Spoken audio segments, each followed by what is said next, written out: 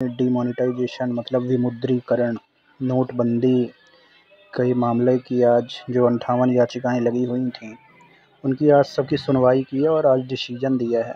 तो आज हम इस वीडियो में समझते हैं पूरी प्रोसेस कि डिमोनेटाइजेशन क्या है, कब हुआ, कैसे हुआ, क्यों हुआ, है ना, और इसके क्या सही पहलू हैं, सही थी या गलत थी। चलिए इनके बारे में आज हम इस वीडियो में निष्कर्ष निकालते हैं। दोस्तों, सबसे पहले ये जानिए कि डिमोनेटाइजेशन को अर्थशास्त्र इकोनॉमी की भाषा में विमुद्रीकरण कहा जाता है। विमुद्रीकरण का मतलब होता है कि पुराने नोटों को बंद करके जब नए नोट जारी किए जाते हैं तो जो पुराने नोट होते हैं वो कचड़ा हो जाता है एकदम, है ना, उनकी कोई वैल्यू नहीं है। तो ये जो पूरी प्रोसेस है इसे बोलते हैं डिमोनेटाइजेशन, विमुद्रीकरण। ऐसा कहा जाता है कि यदि हम पुराने नोटों को बंद करके नए नोट चलाते हैं तो जो काला धन होता है, ब्लैक मनी होती है, वो ब्लैक मनी ऑटोमेटिक नष्ट हो जाती है। क्योंकि यदि आप खुद सोचिए कि यदि 500 हज़ार के नोट आपके पास बहुत सारे हों और नोट को चेंज कर दिया जाए तो जो पुराने नोट होंगे वो क्या होंगे, फालतू होंगे। तो ये पूरी प्रोसेस डिमोनेटाइजेशन है। इसी के बारे में याचिकाएं लगी हुई थी कि जो 2016 में नरेंद्र मोदी गवर्नमेंट ने 500 और 1000 के नोटों को बंद किया था, तो उनमें जो याचिकाएं सुप्रीम कोर्ट में लगी थी उसके बारे में आज सब बताया गया है। जो सबसे पहले हम समझते हैं कि दुनिया में सबसे पहले जो ये विमुद्रीकरण की प्रोसेस थी, ये सबसे पहले किस कंट्री में आई। तो दोस्तों देखिए कि सबसे पहले आप ये याद रखिए कि यूएसए 1873 में सबसे पहली ऐसी कंट्री है जिसने इस प्रोसेस को स्टार्ट किया है।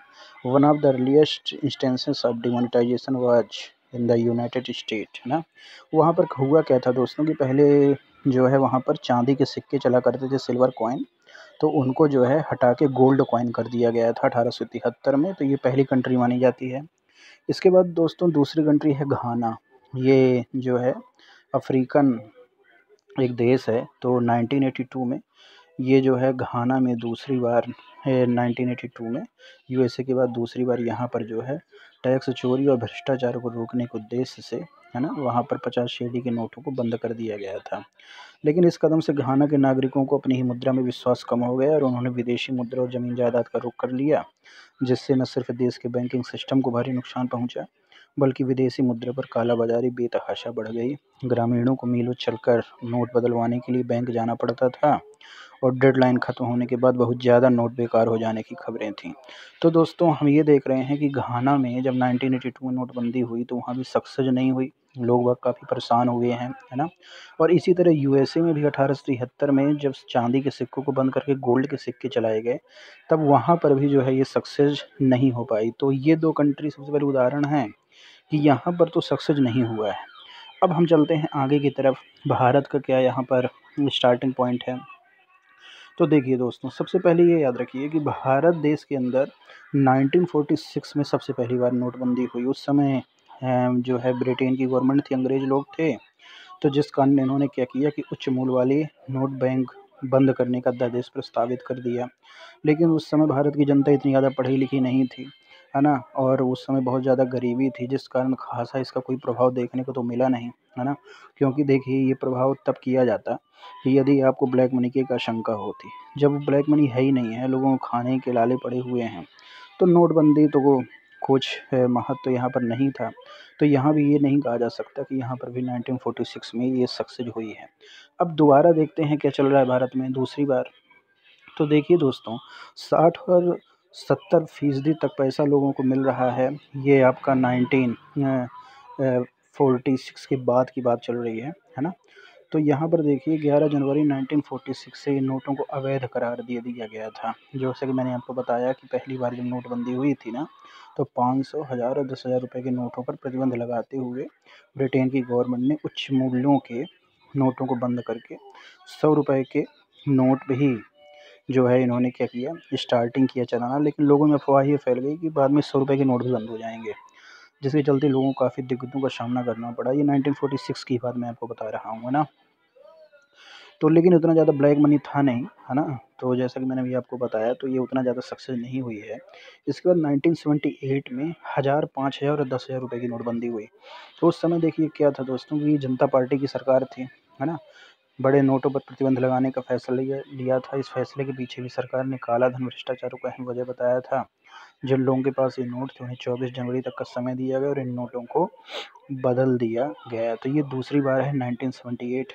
और याद रखिएगा कि 1978 में भी 1000 रुपये के नोट आम आदमी के पास बहुत नामुमकिन थे, है ना। तो जैसा कि मैंने आपको बताया कि भाई सीधी सी बात है, पैसा ज़्यादा तो बड़े आदमियों के पास होगा, गरीबों के पास थोड़े हैं, उन्हें तो खाने के लाले पड़ रहे हैं।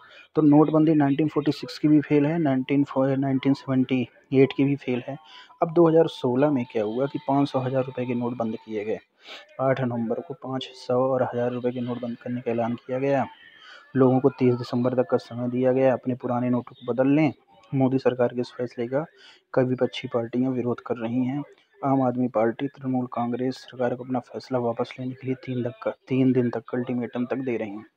अब यहाँ पर मोदी गवर्नमेंट ने ये कहा था दोस्तों कि ब्लैक मनी इतनी ज़्यादा भारत में बढ़ गई है कि लगभग लाखों करोड़ों ब्लैक मनी है, जिस कारण उसको नष्ट करने के लिए 500 हज़ार रुपये के नोट बंद किए गए।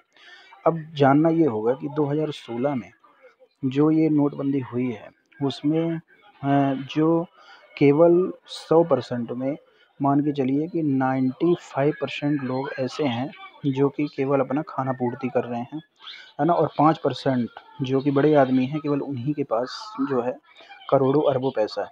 बाकी 95% पॉपुलेशन जो है केवल अपना जीना खाना कर रही है, ज़्यादा पैसे नहीं हैं। उसमें भी 30 से 40 करोड़ लोग जो हैं गरीब हैं, ठीक है। 30-40 करोड़ लोग क्या हैं यहाँ पर गरीब है। 125 करोड़ की पॉपुलेशन है। तो यहाँ पर यदि देखा जाए कि नोटबंदी सफल हुई या असफल हुई, अपन बाद में देखते हैं। अभी हम देखते हैं फिलहाल सुप्रीम कोर्ट के फैसले के बारे में, ठीक है। तो देखिए दोस्तों, क्या हुआ कि 5 जजों की पीठ बैठी थी, जिसमें कि जस्टिस अब्दुल नज़ीर, जस्टिस गवई बोपन्ना, राम सुब्रमण्यम और बीवी नागरत्ना शामिल थे। इनमें से 4 जजों ने बोला कि नोटबंदी सही है, जबकि बीवी नागरत्ना ने बोला कि ये जो है सही नहीं थी। उन्होंने ये भी कह दिया कि नोटबंदी का फैसला गैरकानूनी था, इसे गजट नोटिफिकेशन की जगह कानून के जरिए लिए जाना था। हालांकि उन्होंने कहा कि इसका सरकार के पुराने फैसले पर कोई असर नहीं पड़ेगा ना। तो इस कारण जो है आप यहाँ पर ये देख सकते हैं कि 5 जजों में से एक जज जो है ये नोटबंदी को गलत ठहरा रही हैं, बाकी 4 सही ठहरा रहे हैं।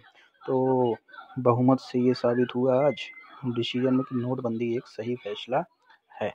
अब हम इसके कंक्लूज़न में थोड़ा जाते हैं और कंक्लूज़न में देखते हैं कि क्या ये सही है कि गलत है। देखिए दोस्तों, जब नोटबंदी होती है तो आर्थिक व्यवस्था पूरी तरह ठप पड़ गई, लोगों को बैंकों के चक्कर लगाने पड़े। और भारत एक ऐसा देश है दोस्तों कि यहाँ पर गरीबी ज़्यादा है, गरीब हैं, मजदूर हैं, बेरोज़गार हैं। तो पैसा, काला धन तो गरीबों के पास नहीं है, मजदूरों के पास नहीं है, बेरोजगारों के पास नहीं है ना। मिडिल क्लास ब्लैक मनी नहीं है।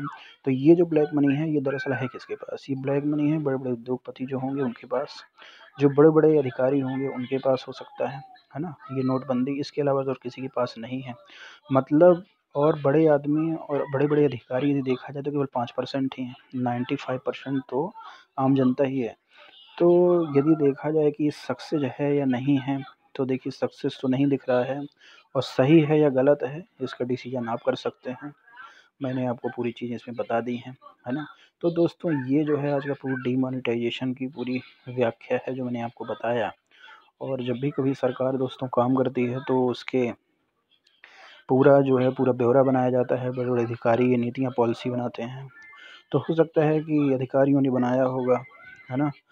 तो अधिकारी भी पढ़े लिखे लोग होते हैं, तो हो सकता है कि उन्हें ये सही लगा हो। बाकी ये सब के अपने अलग अलग विचार हो सकते हैं इस नोटबंदी के बारे में। कोई कह सकता है प्रॉफिटेबल रहा, कोई कह सकता है नहीं रहा। लेकिन ब्लैक मनी को रोकने के लिए तो नोटबंदी सही थी। बाकी भारत में तो इतनी ज़्यादा ब्लैक मनी जो है गरीब, मज़दूर और बेरोज़गारों के पास तो नहीं है। बाकी आप ये फैसला कर सकते हैं। तो दोस्तों, ये हमारा पहला टॉपिक था डिमोनेटाइजेशन। आपको ये वीडियो कैसा लगा? यदि अच्छा लगा तो आप इसे लाइक, शेयर और सब्सक्राइब करिए। Thank you.